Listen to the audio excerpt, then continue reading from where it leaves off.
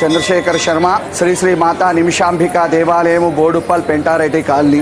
అనాదిగా ఈ అమ్మవారిని సోమక్షత్రియుల కులదేవము. వాళ్ళు భాగ్యనగరంలో ఆలయాన్ని నిర్మించుకోవాలని ఈ బోడుప్పల్ పట్టణంలో స్థలాన్ని తీసుకొని 2006 సంవత్సరంలో ప్రతిష్ఠించారు. వాళ్ళ కులదైవం అయినటువంటి అమ్మవారు హోమకుండం నుంచి ఉద్భవించింది. ముక్తాముని సేవిస్తే అని చెప్పేసి ఒక చరిత్ర అనేటువంటిది ఉంది. అనుకోకుండా ఈ దేవాలయము ఆగ్నేయ భాగంలో ఉత్తరాభిముఖంగా ప్రతిష్ఠించబడింది. అంటే యాదృచ్ఛికంగా అమ్మవారు అలా ప్రతిష్ఠించబడాలనుకున్నారు. అమ్మవారి కోరిక మేరకు ఆగ్నేయ భాగంలో వచ్చింది. ఇంకోటి స్థలంలో విశేషం ఏంటంటే విఘ్నేశ్వరుడు నైరుతి భాగంలో ఉన్నాడు. ఈ అమ్మవారి సన్నిధి లోపల విశేషంగా అమ్మవారి గురించి చెప్పుకున్నప్పుడు 2014లో నేను వచ్చేసి అమ్మవారిని ఏ పేరుతో పూజించాలి, అమ్మవారిని ఏ విధంగా ధ్యానించాలని చెప్పేసి ఆలోచిస్తూ మా గురువు గారులను సంప్రదించడం జరిగింది. వారు ఇచ్చిన సలహా మేరకు అమ్మవారు ఆగ్నేయ భాగంలో ఉంది, ఉత్తరాభిముఖంగా ఉంది. ఆమె పేరు నిమిష అంబిక, అంటే పార్వతీ దుర్గా రూపాలు.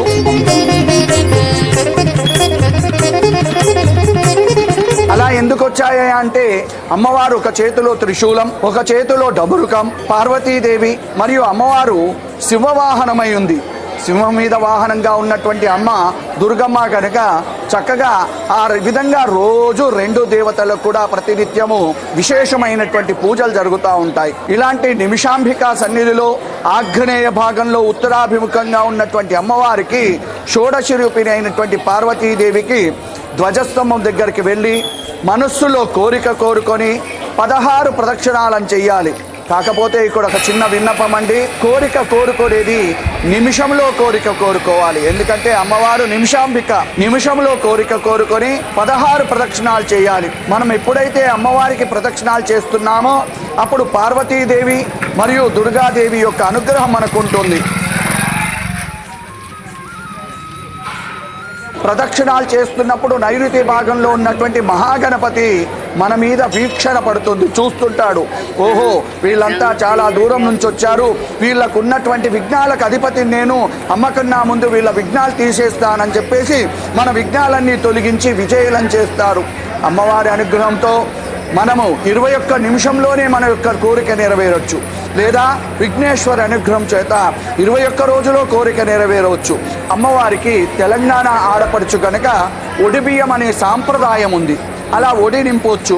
సుమారు ఉదయం నుంచి సాయంకాలం వరకు కూడా 2000 పైనే వాళ్ళు ప్రదక్షిణాలు చేస్తుంటారు. నవరాత్రుల్లో రోజు కూడా విశేషమైనటువంటి అలంకరణ చేత, విశేషమైనటువంటి పూజల చేత, కుంకుమార్చనలు, అదేవిధంగా చండీ హోమము. ఇక్కడ 9 రోజులు కూడా గృహరక్షాబంధనం అనేటువంటిది 100 రూపాయలకే ఇస్తుంటాము. ఆ గృహరక్షాబంధాన్ని కూడా 9 రోజులు విధిగా వాళ్ళ నామగోత్రాలచే పూజించబడి వాళ్ళకి ఇవ్వడం జరుగుతుంది. ఇంట్లో కట్టుకున్నట్టయితే ఎలాంటి దుశ్శక్తులు రాకుండా వాళ్ళని కాపాడుతూ నెగటివ్ వైబ్రేషన్స్ అనేటువంటివి లేకుండా చక్కగా వాళ్ళు ఉంటారు అనేటువంటి విషయాన్ని ఈ విధంగా చెప్తా ఉన్నాను. ప్రతి సంవత్సరం ఆంగ్ల సంవత్సరాదిని పురస్కరించుకొని మేము చక్కగా అమ్మవారికి వచ్చినటువంటి చీరలన్నింటినీ కూడా భక్తులకు వేలం ద్వారా కొన్ని ఉచితంగా కూడా ఇవ్వడం జరుగుతుంది. వసంత పంచమి చక్కగా అమ్మవారిని సరస్వతీమాత అలంకరణలో అలంకరిస్తాం. మా దేవాలయంలో చాలా విశేషం ఏంటంటే శివకేశవులు ఇద్దరున్నారు. శివుడికి మహాశివరాత్రి ఘనంగా చాలా చక్కటి అభిషేకాలతో విశేషమైనటువంటి అలంకరణలతో జరుగుతూ ఉంది.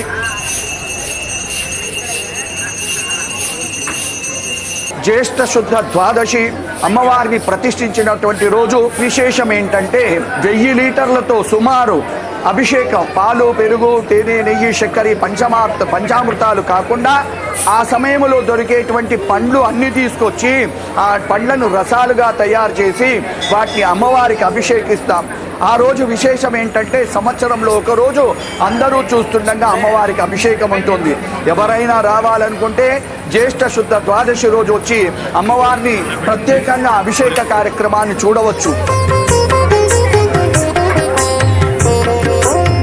కార్తీక మాసంలో విశేషించి దీపాలంకరణ ఉంటుందండి. చాలా అద్భుతమైన దీపాలంకరణ చూస్తే చాలు మన యొక్క పాపాలు పోతాయి. ఎందుకంటే దీప ప్రజ్వలన అలా ఉంటుంది.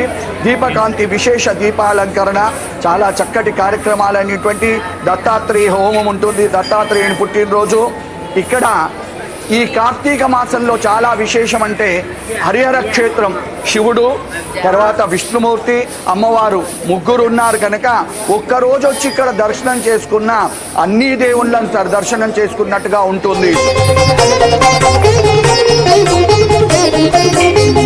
మన నిమిషాంబాదేవి ఆలయంలో గడిచిన 18 సంవత్సరాల నుంచి ప్రతి సంవత్సరము దసరా రోజున గాయత్రి మాత్ర అలంకారంలో మన అమ్మవారు దర్శనమిస్తున్నారు.